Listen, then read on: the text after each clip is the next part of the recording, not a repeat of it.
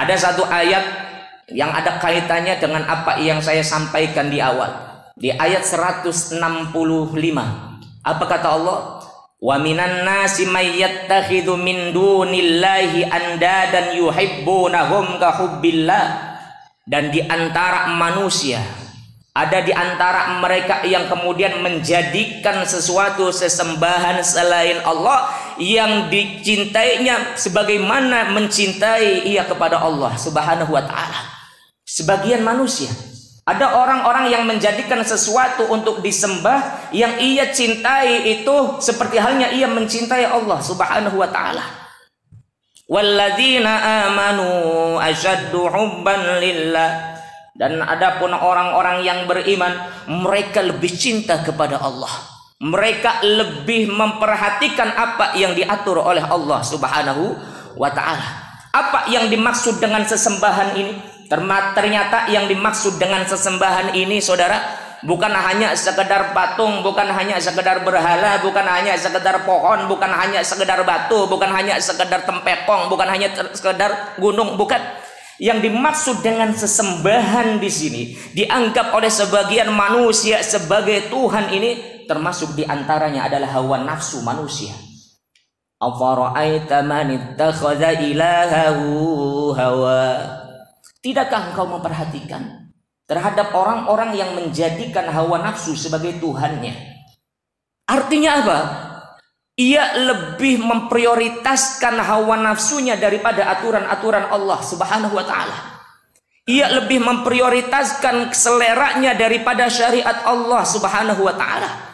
Sehingga ketika Allah memerintahkan sesuatu, ketika dianggapnya itu tidak sesuai dengan apa yang menjadi hawa nafsunya, tidak sesuai dengan apa yang menjadi jalan pikirannya, maka ia tolak syariat Allah itu.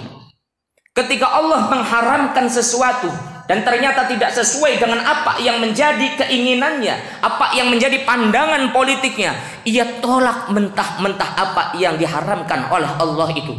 Inilah yang dimaksud ketika seseorang menjadikan hawa nafsu sebagai Tuhannya.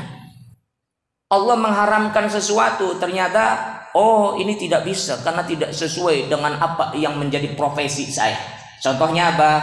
Ada orang yang bergelut dengan dunia riba. Dijelaskan oleh Allah, innama harrama wa ahallallahu al-bai'a wa harrama riba. Allah telah menghalalkan jual beli dan mengharamkan riba. Ternyata ada orang-orang yang bergelut dengan dunia riba, bergelut dengan sesuatu yang diharamkan oleh Allah, cari-cari alasan. Tapi Om, ini haram karena ini riba. Om, ini haram karena ini mengandung unsur gharar. Om, ini haram karena ini mengandung muamalah yang diharamkan oleh Allah Subhanahu wa taala. Iya sih, tapi. Padahal kita umat Rasulullah diperintahkan untuk beriman tanpa tapi, taat tanpa tapi. Kita suruh sholat, Om, sholat subuh, bangun, sami'na wa ata'na, kami mendengar dan kami siap untuk mentaatinya. Inilah yang seharusnya menjadi sikap umat Rasulullah Muhammad Sallallahu Alaihi Wasallam. Jangan kita dibangunkan, sholat subuh gak? Ayo pada tangi. Kan wajib, iya sih wajib, tapi tidak ada alasan, walaupun ngantuk, walaupun capek, walaupun lelah, walaupun tidak sesuai dengan apa yang menjadi keinginannya, tidak sesuai dengan apa yang menjadi keinginan dari hawa nafsunya, karena itu merupakan syariat Allah Subhanahu wa taala, ayyaqulu sami'na wa ata'na. Karakter orang-orang yang beriman, ia akan senantiasa mengatakan kami mendengar dan kami siap untuk mentaatinya. Tapi orang-orang yang menjadikan hawa nafsu sebagai Tuhannya, ia lebih condong pada hawa nafsunya, sehingga kitaballahi wara'a dhuhurihim ka'annahum la ya'lamun. Surah Al-Baqarah ayat 101. Kitab Allahnya dilemparkan ke belakang, saudara. Kitab Allahnya dikesampingkan. Kitab Allahnya tidak dipedulikan. Kitab Allahnya dinomorduakan. Yang dinomorsatukan apa? Apa yang menjadi keinginan daripada hawa nafsunya. Inilah orang-orang yang menjadikan hawa nafsu sebagai Tuhannya, yang menjadikan hawa nafsu sebagai sesembahannya. Na'udzubillah min dzalik wa Allahumma ba'idna min dzalik. Saudara-saudara kaum muslimin yang dimuliakan Allah Subhanahu wa taala. Padahal Al-Qur'an diturunkan oleh Allah bukan untuk menghilangkan hawa nafsu, Saudara. Al-Quran diturunkan oleh Allah bukan untuk menafikan hawa nafsu yang ada pada diri-diri manusia, bukan. Al-Quran diturunkan oleh Allah agar kemudian mengatur hawa nafsu manusia. Sebab apa? Andai kata hawa nafsu manusia tidak diatur dengan aturan Allah Subhanahu wa taala, maka manusia kal an'am, mereka sama seperti halnya binatang, bal hum adall, bahkan lebih buruk daripada binatang. Tahu binatang atau tidak? Tahu binatang atau tidak? Barangkali di sini ada orang Cirebon nggak ngerti binatang siapa, Pak Ustadz. Satowan. Terlalu temen wong kali kawas binatang beliwer. Hadirin Bapak Ibu yang dimuliakan Allah Subhanahu wa taala. Kenapa manusia yang mereka tidak mau diatur dengan aturan Allah Subhanahu wa taala, kemudian Allah analogikan dengan binatang? Jawabannya adalah karena manusia sudah dikaruniai akal, hati, pikiran, bahkan kitab suci Al-Quran.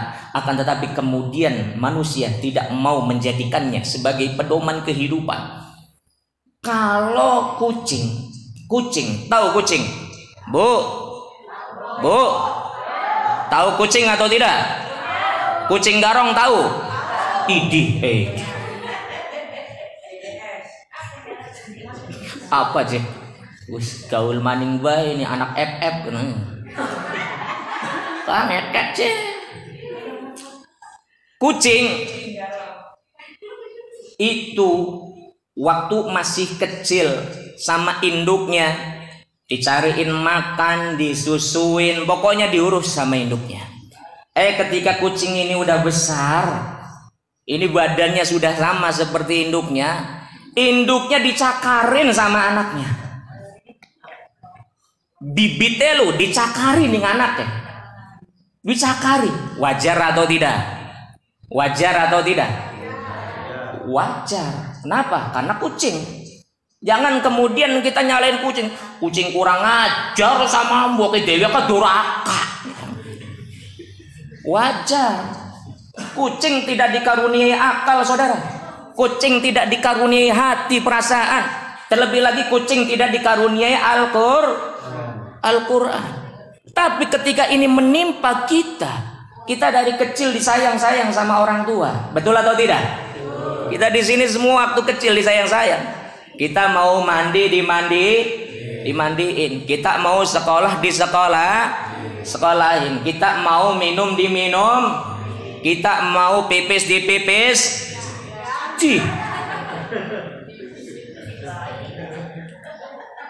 Kita dari kecil disayang sama orang tua kita.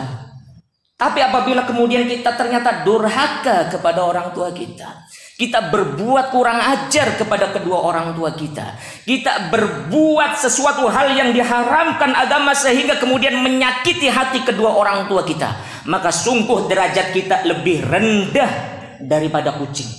Kenapa? Karena kucing melakukan semuanya itu, mereka tidak dikaruniai akal, hati, perasaan, terlebih lagi kitab suci Al-Quran. Tapi ternyata ada di antara manusia yang mereka durhaka kepada kedua orang tuanya, padahal Allah sudah karuniakan hati, pikiran, bahkan kitab suci Al-Quran kepada mereka, yang dijelaskan oleh Allah di dalam Quran surah At-Tin, laqad khalaqnal insana fi ahsani taqwim.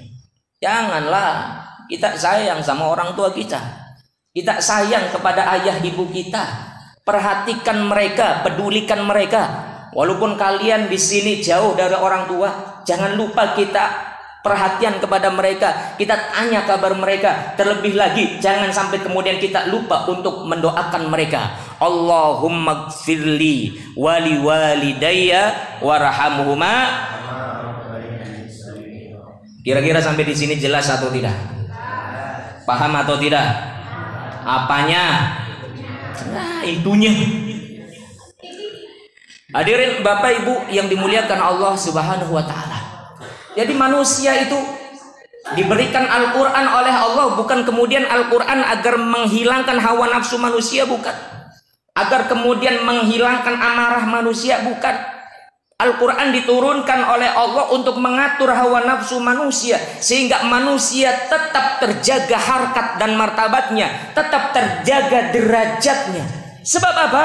Sebab ketika manusia tidak mau diatur dengan aturan Al-Quran yang pada awalnya laqad khalaqnal insana fi ahsani taqwim, sungguh kami telah ciptakan manusia itu dalam rupa yang paling sempurna. Pada akhirnya karena manusia melanggar syariat Allah, tidak mau diatur dengan aturan Allah, tidak mau diatur dengan aturan Al-Quran dan sunnah Rasulullah Muhammad SAW, summa radadnahu asfala safilin, kemudian kami lemparkan mereka dalam tempat yang rendah, dalam tempat yang paling bawah, dalam tempat yang paling dasar. Kenapa? Karena mereka lebih memprioritaskan hawa nafsunya daripada aturan-aturan Allah Subhanahu wa ta'ala.